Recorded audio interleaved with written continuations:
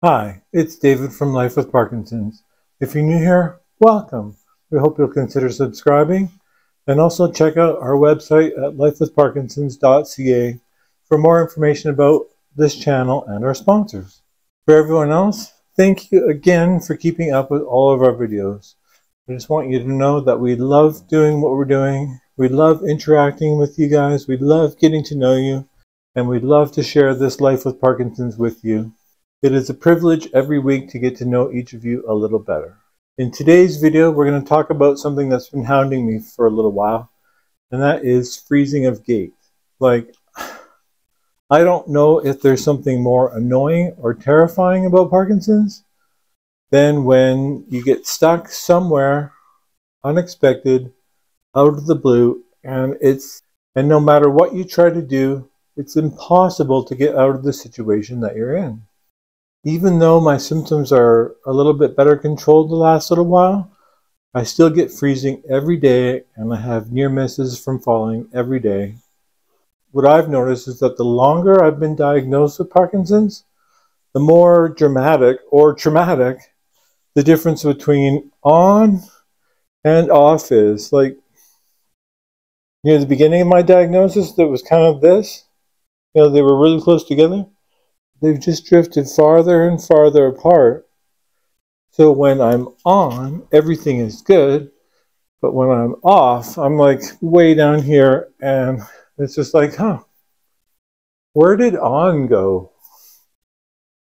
And I just wanted to let you know that today's video is brought to you by one of our sponsors, our newest sponsor, Oro Devices, the makers of the NextStride, the device specifically made to combat freezing of gait in Parkinson's disease.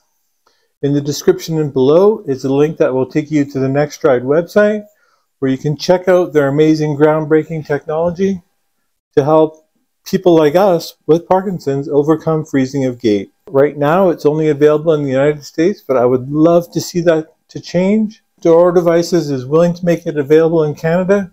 They just need a waiting list of 10 people or more to enter the Canadian market, and then they'll have it available for anyone in Canada at any time.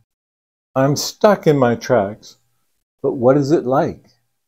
Walking. Walking whenever I want to. Getting up in the middle of the night, walking to the bathroom and back, no problem.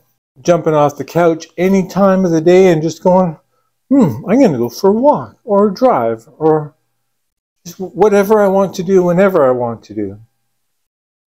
What were those days like? They seem so long ago. I don't remember the first time I froze. I don't remember it happening. It's been so long now, and it's been with me a long time since my diagnosis that I just can't remember that day. And I didn't write it down. But as I said earlier, it's developed into an everyday occurrence. And it happens so quickly now. Like when I can feel myself going off, at that time from when I get that feeling to when it happens, it seems to be shrinking quickly. So it's like, okay, I'm going off. I got to get ready, get my stuff together, pick a place to sit down and take my pills and get ready for the off time to come. That is really the best way I know to prepare for an off time, which will likely, in my case anyhow, bring on those freezing episodes. And when I get stuck, mid-motion, it feels like someone's hit me with one of those stun guns from any sci-fi show. Just pick a show, all have a stun setting, and that's literally what it's like. It's like, bam, you're off. Bam, you're stuck.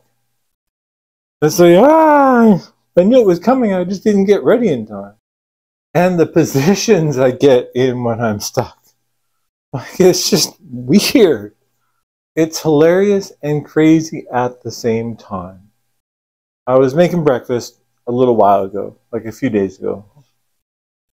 And I was bringing everything from the counter in the kitchen and the fridge to the kitchen table. I was just getting everything ready. And I was like, oh, here it comes. I can feel it coming. And I can see the chair I wanted to get into. And I knew what my goal was. But somehow I got stuck with one knee on the chair and the other on the floor and something in my hands. I'm like, okay, I'll put down the stuff with my hands and I'll start getting myself unstuck. But the knee that was on the chair, that leg would not move. It would not retract. It was just like stuck down there. No matter what I did, it was staying. After about 5 or 6 minutes, I'm like, okay, I got to call Haley. I got to wake her up. Because I don't know how I'm going to get out of this situation. Like, it feels like the friendly giant is coming down. So she came lickety quick as she could. And I'm like, okay, you got to get a chair. And she did. I couldn't get off the chair I was on. My knee was like, no, and my body's starting to shake and my muscles are giving out. I'm like, I'm going down. Somehow she got behind me and just put her arms around me and lifted me high enough off that I could get my knee off. And I'm like, please get that chair behind me right now because I'm feeling going down. And she did. Some of the positions I get caught in are just mind-numbing. Like, why would my body pick that position to go off? Like, one of the most dangerous positions to be in. Like, why? When I freeze up sometimes, it feels like my legs have actually become concrete blocks. Lifeless concrete blocks that will not respond to any command that my brain sends to them. I'll be like, okay, legs, it's time to move. I'm sending the signal down. Let's go. And legs are like, no, we didn't receive any signal, so we're not going to do anything for you right now. Call us back later when you've got some medicine in your system. The worst is when I'm trying to get to the bathroom because it's like I got to pee so bad and I can feel that urgency. And I've made it into the bathroom. I've gotten just over the threshold and it's like the spatial difference.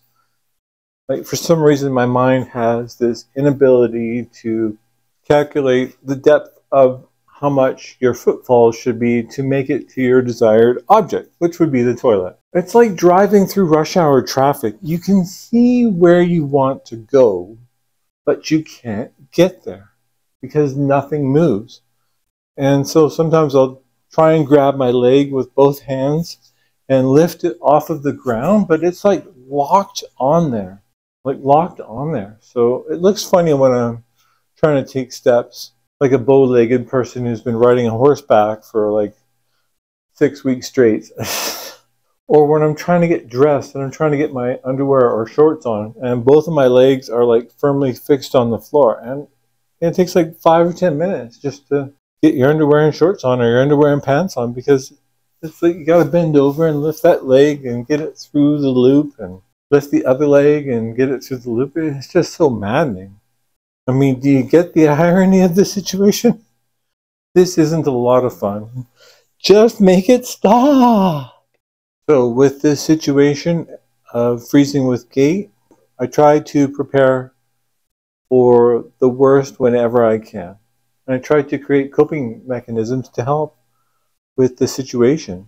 Now, in the past, I've gotten advice from some doctors and physiotherapists about what to do when you freeze up, but a lot of those things aren't working anymore for me.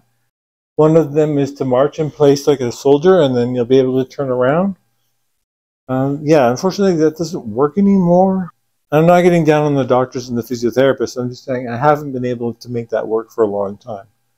The other one that worked for a while was to get really angry.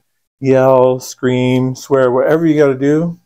Unfortunately, my symptoms seems to have passed that point. So I'm looking for more things all the time that I can do to help avoid those freezing episodes and ways to get out of them. Obviously, the best thing is to have no off time. And honestly, I would prefer that, but I just don't know how to make it happen. And this is how and why we found the Next Drive. Does anyone have a solution? This is the Next Drive, not the cane. It's this device, this box, and this stuff here attached to the cane. It has a green laser on it. This device runs on cueing, and that laser would be called a visual cue. So there's two cues to this device, and I'll explain that in a minute. But the second is an auditory cue. And that would be that clicking. So you can make it go faster.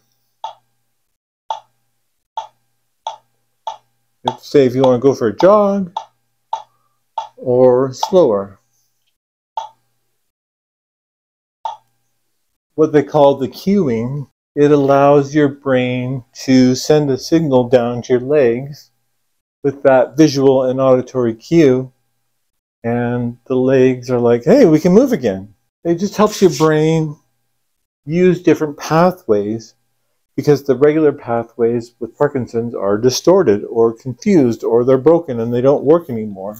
Because when you've got no medication in your system and you're having an off, the regular pathways don't work anymore. So the visual and auditory cues can use different pathways to get commands to different parts of your body, and then you can walk again. Honestly, I call this the instantaneous walking device. Like this last Sunday, I went to church with Felicia and I was off because yet again, I took my pills a little bit late. I was just so excited about going out. And this is the first time I'd done this in a crowd, and this was a good-sized church. There were like a few hundred people there. I was able to walk through the front door, up the stairs, up to the auditorium, across the room, and sit down. And I was like, wow, I can't believe I did that when I was totally off. The next stride will attach to any walking poles, any cane, and any walker. So if you're in a walker and you're having trouble walking, the next stride will attach on there and allow you to take advantage of the visual and auditory cues. And if you're a statistics person and you like numbers, using the next stride can reduce the symptoms of freezing coming on by up to 43%. It can reduce falls up to 40%. And it can reduce the duration of your freeze by 69%.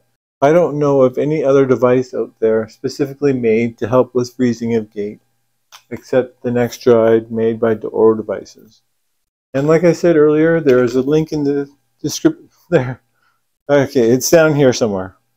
There's a link in the description below that you can use to go to their website, and it will save you 10% off your purchase of a next stride. Right now it's only available in the United States, but hopefully it can be worked out to allow the rest of the world to take advantage of this great technology. Thank you to Oro Devices for sponsoring and supporting this channel. We really appreciate it. I just want to say, everybody, let's continue to take this journey together. Leave your questions and comments below.